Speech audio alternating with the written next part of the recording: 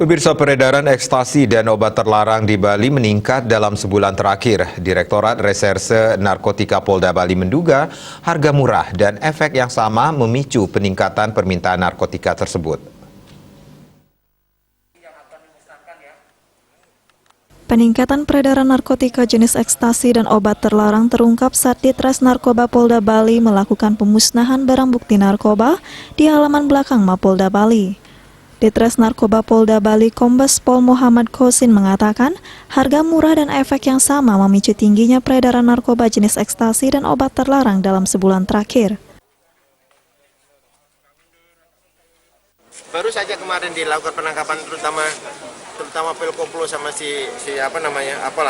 yang namanya pam-pam itu susah kali ini. Itu apakah karena peminatnya banyak dan harganya yang murah atau gimana? Mungkin juga itu. Nah, saya malah justru tertarik dengan apa yang disampaikan oleh rekan ini tadi.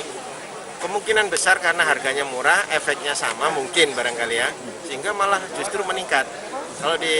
Mungkin kalau yang sabu atau ini kan mahal dia ya. Nah, yang penting kan dia rasanya hampir sama, kegunaannya hampir sama mungkin kita.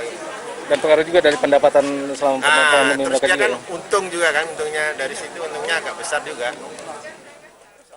Pemusnahan barang bukti narkoba ini merupakan salah satu langkah hukum yang dilakukan kepolisian. Diharapkan penindakan tegas narkoba bisa menyelamatkan generasi muda. Kita ingin melindungi generasi muda kita, jangan sampai terbawa atau terpengaruh dengan bahan narkoba itu sendiri dapat menggunakannya. Mungkin demikian. Ya, kita ingin Bali ini generasi mudanya semakin sehat dan bebas narkoba.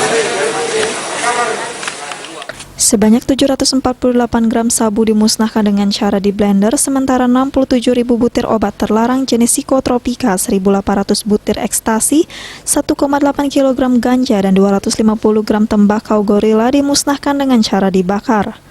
Pemusnahan disaksikan oleh Forum Komunikasi Pimpinan Daerah Bali. Raiswantara, Bali TV.